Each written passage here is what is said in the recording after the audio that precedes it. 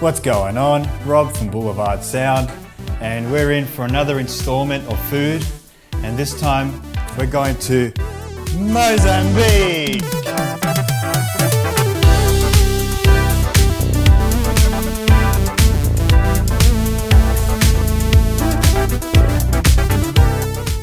So yeah, just a little bit of a history lesson.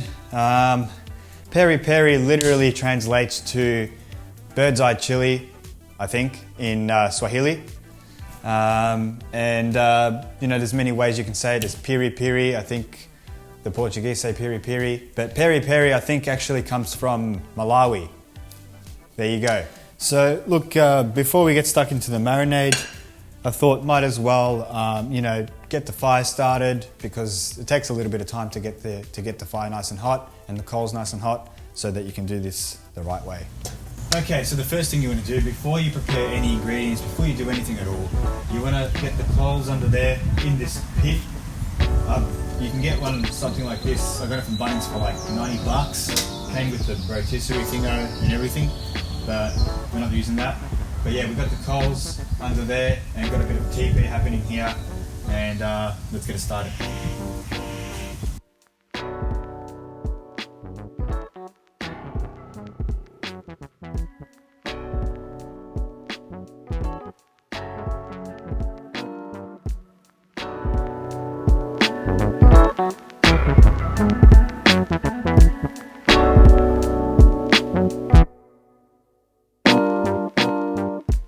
Okay guys, so the fire is like totally blazing right now, and so we can start getting into the marinade. So look, if you come a bit closer, we'll go over some of the ingredients. There's, again, many ways you can do this, but this is my way. I've done some trial and error, and I think this works pretty well.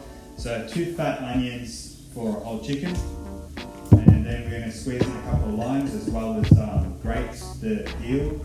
We're going to get the peel, and then 2 fat habanero chilies, as well as, we cannot possibly forget, these are somewhere under here, bird's eye chili, which is basically what the dish is famous for. And then we're going to go 2 nice fat green chilies, and you want to go at least 6 garlic cloves. I reckon I've got a good like 8 of them in here, and lots of brown sugar. You want to kind of go like equal parts brown sugar and salt in this dish. It'll also give you a nice glaze, like shiny glaze on the chicken. If you ever wondered why you see like all those shiny chickens hanging on the window at like a Chinese place, it's sugar. So there you go. And we're going to go some pepper, garlic powder, even though we've got garlic, but garlic powder as well. Turmeric, not too much turmeric, but a bit of turmeric, cayenne pepper, paprika, ginger. I prefer to use fresh ginger, but we'll go with this today. And for liquids, I'm going to be adding brown vinegar and Italian white wine vinegar. It doesn't really matter where it's from, but white wine vinegar and basil. And I also have the opportunity to use some oregano straight out of Greece, thanks to my friend Josh, who came over here from Athens. No, he was born here, but this is from Greece. How cool is that? And then we've got some canola oil. This is going to be like the body of the marinade. I've tried to use olive oil. Olive oil's burning temperature is just too low for this dish, so canola oil is highly recommended. Please guys, I don't want to be held responsible for burnt food. And anyway, let's get it rolling. All right, so ingredients are pretty prepped now, so ready to throw them in. So we're going to start with the onions. Oh crap, hang on. Always chuck these in half before you put them into a food processor, because, you know, kind of makes your life hard. So chop them in half. Chuck them in, yeah baby. And then habaneros, in you go. Basil, garlic, oof.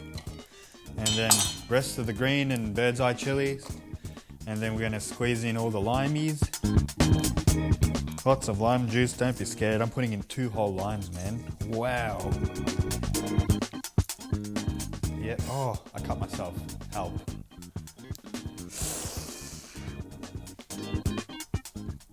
I've lost all my energy from squeezing limes. Okay, this is getting ridiculous. But it's all for flavour and beauty. Okay, enough of that. Now, lime pith? No man, I can't even remember. Just forget it. It's the lime skin that's grated and it's going in. Oof. This is a very fresh smell, guys. And then ginger. Yep, ooh, it's quite a bit of ginger. And okay, and then oregano from Greece. Slap it in. Beauty, looks pretty good. And then brown sugar. Flop it in. Cayenne pepper.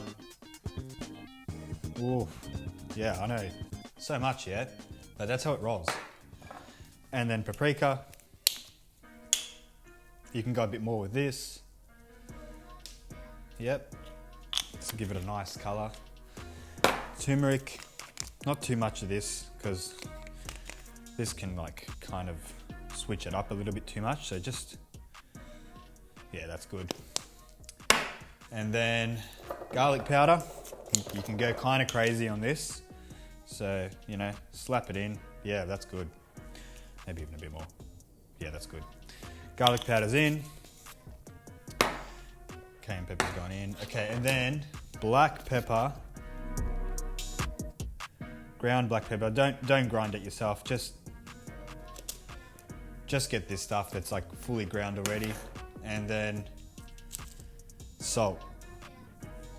And what I'm gonna do is I'm kind of gonna show you what it looks like because I'm eyeballing all of this. There's no measurements, man. Real flavor comes from the eyes. But yeah, as you can see, it's just like, I've just slapped it in. This is true cooking. Okay, so now we're gonna add the white wine vinegar.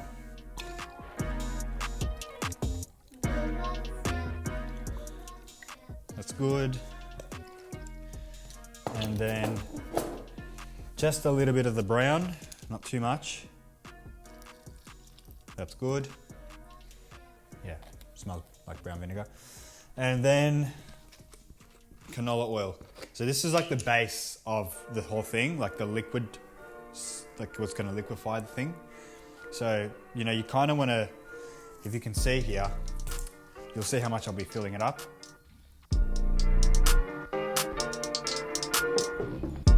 So something like that, you know?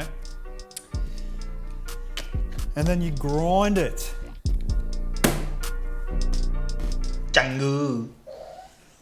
All right. So first thing now we're gonna do, we've ground up the paste and it smells so good. But what we're gonna do now is prepare the chicken. So what you wanna do is you wanna locate the front of the chicken, not the back. And you're kinda gonna get some scissors and just cut down the sternum type of thing. Can be a little bit tough, but you'll get there with a bit of prosperity. Like that. And then you want to just flatten it out as good as you can. You might hear a couple of cracks in the ribs. That's the way to do it, like that. Then the next thing you want to do is you want to make sure you dry the chicken real good. The more dry you can get it, the better. And I'm telling you now, guys, it's kind of the secret to any chicken that you cook is that you dry it. Fried chicken, roast chicken, you name it, you dry it. All right, so what we're gonna do as well, now I flipped it over, I've dried it up and I've got some cooking string. What I'm gonna do is kind of go around the wings like this. That's not long enough. Like this. And tie it together.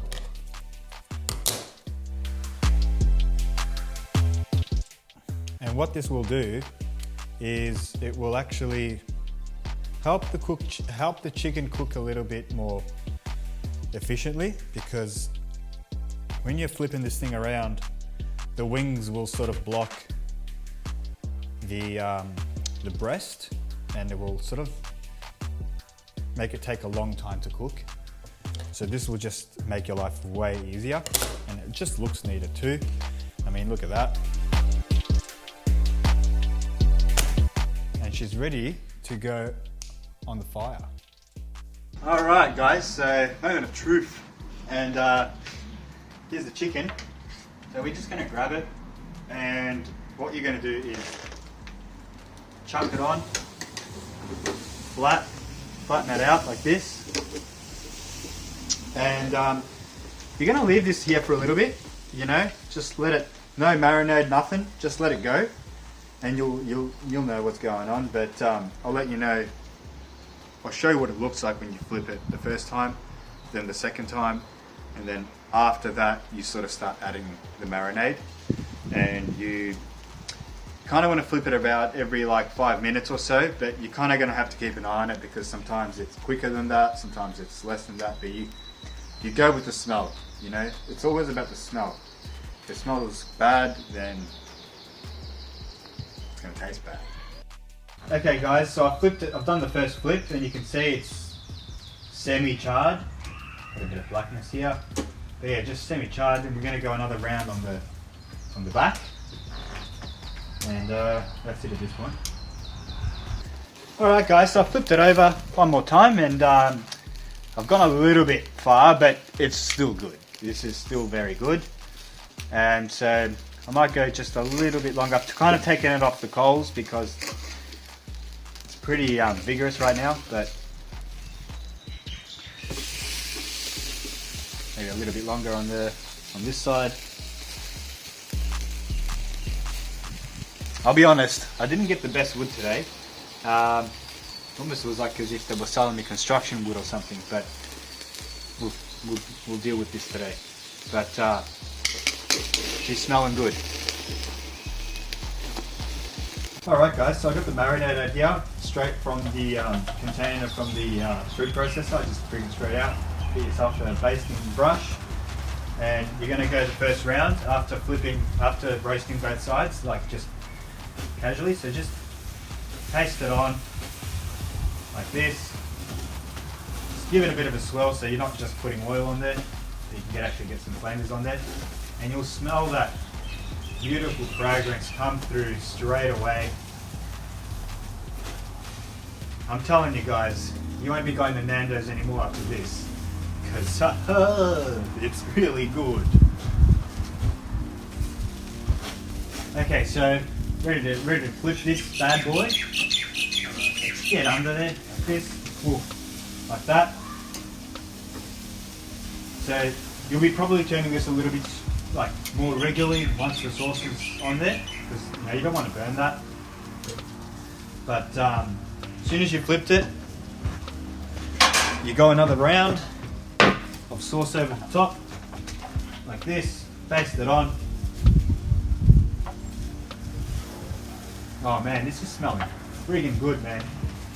Alright guys, we're like kind of getting a bit close now. We've hit about 60 degrees on the chicken. Now, where is she? Oh yeah. So get yourself a thermometer, guys, especially when you're doing stuff like this. There's no point trying to guess and be some hero. Just get one of these, yeah? You'll get to 75 degrees, and that's when the chicken's done. I personally like to wait just above that, because I feel like the chicken's just a bit soft at that point. I know it sounds ridiculous, but trust me, it really is. So I like to go at about 78 degrees, and it's just the perfect texture. So don't worry about that, but we're going to baste in another layer here quickly. Now as you can see, it's a little bit charred, but It's not too bad. You're always gonna get a few inconsistencies when you're working with coal, unfortunately, but especially with wood. But it's coming along, and it's smelling really good, guys. So I'm pretty keen on this. My mouth's watering, and my entire family just heard about this, and they're all coming down to join in. So pretty crazy. But woohoo! Yo. All right, guys. Cool. All right, we're pretty much nearly done. So she's reached just over 75 degrees, and as you can tell, she's looking magnificent. I know that looks a bit scary, but trust me, it's the real dealio. So we're gonna just take that off. Take that off there now, and you're gonna do your best at like just. Okay, that's not gonna work. Actually, it is. We've got tongs. So just get tongs, cut it up, cut the leg. Nice. We've got this coming off. Nice. Alright, so we've got 4 pieces now. Flip that over on the cast iron pan. Make sure it's a cast iron pan, guys. And then what we're going to do is make sure that's nice and hot. We're just going to pour it on. Pour the rest of the marinade into the cast iron pan with the chicken. And we're just going to let that caramelize a little bit.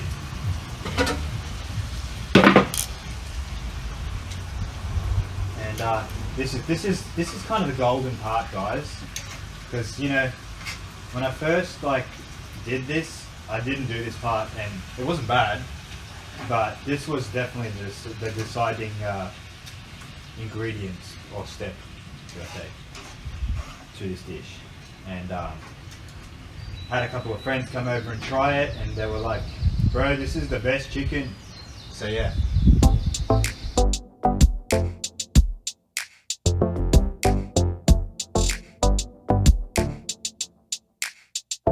Alright guys, and she's pretty much done. You can see I've been here, how long has it been here? About 10-15 minutes. I've been caramelizing the rest of the marinade in this cast iron pot. I've given the chicken a couple of turns just to make sure, like, you know, the marinade's kind of spreading out nicely. But as you can see, we're getting some nice caramelization there, so you don't want to go too far because otherwise you're kind of just left with oil and it won't taste that great. But at this stage, I'm saying yay. Alright guys, that's a wrap, and that was a success. Whoa, that smells freaking good, man. I mean, just come in closer and it's smothered in the juices, and you can barely see the chicken. So I'm just waiting for my family to get here. I'm gonna go up and get some corn, and we're gonna go through the taste test. Now you eat. Hell yeah. Yeah? Yeah. Ooh. Let's see.